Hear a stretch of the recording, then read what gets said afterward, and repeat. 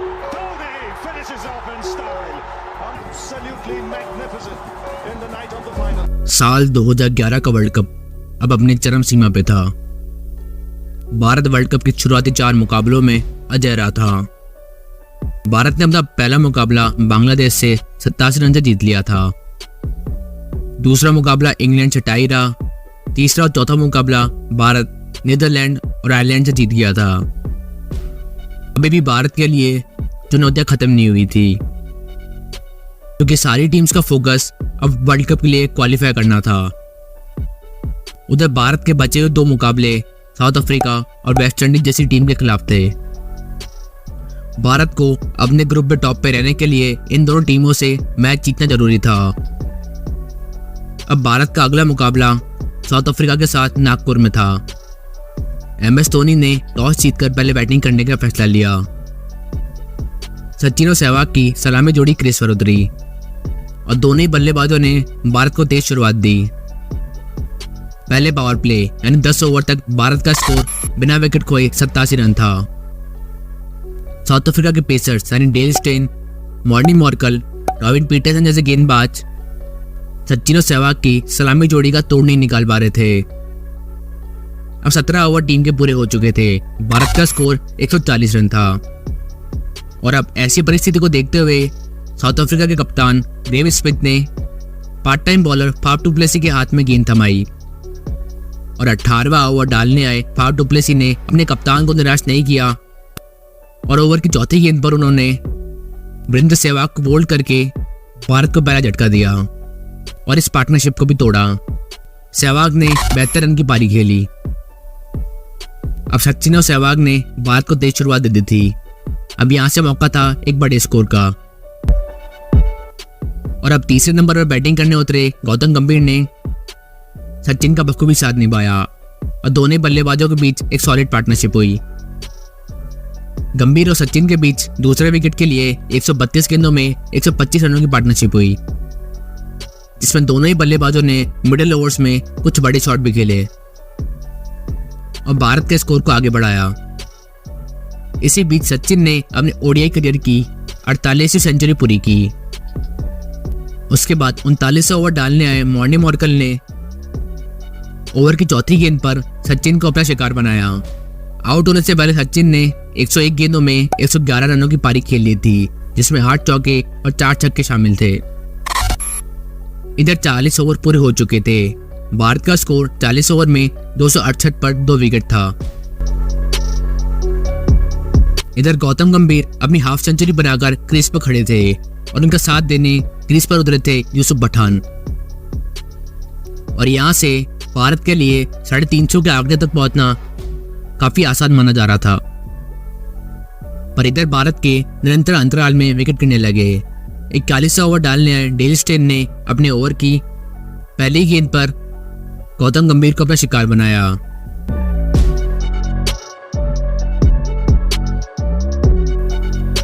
उन्होंने यूसुफ पठान का विकेट लेकर भारत को चौथा झटका दिया और देखते देखते भारत के हर ओवर में विकेट गिरने लगे और सिर्फ MS धोनी को छोड़कर पूरी भारतीय टीम 48.4 ओवर में 296 के स्कोर पर ऑल आउट हो गई और भारत जहां 350 के टारगेट के सपने देख रहा था, वो 300 रन भी नहीं बना पाया। भारत ने मैच 29 रन पर 8 विकेट गंवा दिए थे। डेल स्टेन ने डेथ ओवर में बढ़िया गेंदबाजी करते हुए 5 विकेट झटके। ये रहा भारत का बैटिंग स्कोर कार्ड और ये रहा साउथ अफ्रीका का बॉलिंग स्कोर कार्ड। और अब साउथ अफ्रीका को मैच जीतने के लिए 50 ओवर में 297 रन की जरूरत थी। अब इधर बैटिंग करने उतरी साउथ अफ्रीका टीम की तरफ से टीम के कप्तान ग्रेम स्मिथ और आसिम आमला क्रीज पर उतरे, पर भारत की सदी हुई गेंदबाजी के सामने दोनों बल्लेबाज तेजी से रन नहीं बना पाए और 9वां ओवर डालने आए जहीर खान ने ओवर की तीसरी गेंद पर ग्रेम स्मिथ को एक बार फिर अपना शिकार बनाया। पहला पावर प्ले यानी 10 ओवर पूरे हो चुके थे। साउथ अफ्रीका ने 10 ओवर में 1 विकेट खोकर 43 रन बनाए। क्रीज पर खड़े थे हाशिम आमला और जैक कालिस और दोनों ही बल्लेबाजों ने अफ्रीका के स्कोर को आगे बढ़ाया और एक सदी हुई बल्लेबाजी की और 27वां ओवर डालने आए हरभजन सिंह ने ओवर की दूसरी गेंद पर हाशिम आमला को आउट करके साउथ अफ्रीका को 127 के स्कोर पर दूसरा झटका दिया। इधर 30 ओवर पूरे हो चुके थे। साउथ अफ्रीका का स्कोर 30 ओवर में 144 रन पर 2 विकेट था और यहाँ से अफ्रीका को जीत के लिए 2 ओवर में 153 रनों की जरूरत थी। क्रीज पर खड़े थे जैक कालिस और एबी डिविलियर्स। इसके बाद एबी डिविलियर्स ने पारी को तेजी से आगे बढ़ाया और भारत के ऊपर दबाव बनाने की कोशिश की, पर 173 के स्कोर पर जैक कालिस रन आउट हो गए और साउथ अफ्रीका को तीसरा झटका दिया।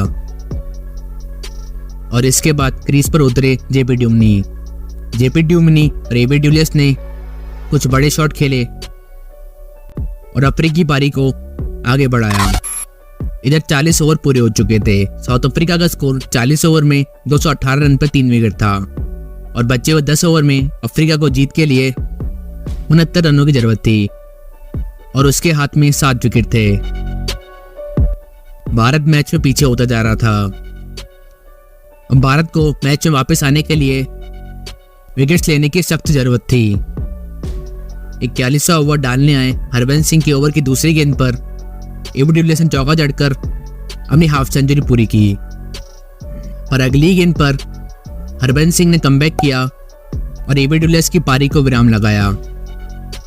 इसके 2 ओवर बाद हरबंस सिंह ने वाइड बॉल डालकर जेपी ड्यूमनी को स्टंप आउट किया और साउथ अफ्रीका को 5वां झटका दिया। इसके बाद 44वां ओवर डालने आए मुनाफ पटेल ने ओवर की आखिरी गेंद पर मोर्ने वैन वाइक को एलबीडब्ल्यू आउट करके साउथ अफ्रीका को 6वां झटका दिया। इधर 45 ओवर तक साउथ अफ्रीका का स्कोर 251 पर 6 विकेट था और बचे हुए 5 ओवर में अफ्रीका को जीत के लिए 46 रनों की जरूरत थी। 46 और 47 ओवर में टोटल 14 रन आए। अब बचे हुए 3 ओवर में अफ्रीका को जीत के लिए 32 रनों की जरूरत थी। 48 ओवर की शुरुआती 4 गेंदों में 13 रन आ गए, पर 5वीं गेंद पर मुनाफ पटेल ने बोथा को कैच आउट करके अफ्रीका को 7वां झटका दिया। अब बचे हुए 2 ओवर में अफ्रीका को जीत के लिए 17 रनों की जरूरत थी। 49वां ओवर डालने आए जहीर खान ने अपने ओवर में महज 4 रन दिए। अब आखिरी ओवर में अफ्रीका को जीत के लिए 13 रनों की जरूरत थी। धोनी ने गेंद आशीष नेहरा के हाथ में थमा दी। ओवर की पहली गेंद पर पीटरसन के बल्ले का इनसाइड एज लगा और साउथ अफ्रीका को 4 रन प्राप्त हुए। अब ओवर की दूसरी गेंद पर पीटरसन ने छक्का जड़कर भारत की मैच जीतने की उम्मीद को खत्म कर दिया। अब 4 गेंदों में अफ्रीका को जीत के लिए 3 रनों की जरूरत थी। तीसरी गेंद पर 2 रन आए और चौथी गेंद पर पीटरसन ने चौका जड़कर अफ्रीका को यह मुकाबला 3 विकेट से जिता दिया। इधर भारत को वर्ल्ड कप में सचिन का शतक एक बार फिर भारत के लिए काम नहीं आया और साउथ अफ्रीका के गेंदबाज डेल स्टेन को मैन ऑफ द मैच का अवार्ड दिया गया। ये रहा साउथ अफ्रीका का बैटिंग स्कोर कार्ड और ये रहा इंडिया का बॉलिंग स्कोर कार्ड। अब भारत का अगला मुकाबला वेस्ट इंडीज के साथ था। अब कैसे युवराज सिंह ने अपनी जान दांव पे लगाकर भारत को यह मुकाबला जिताया। तो हमारे साथ बने रहने के लिए वीडियो को लाइक और चैनल को सब्सक्राइब कर दीजिए।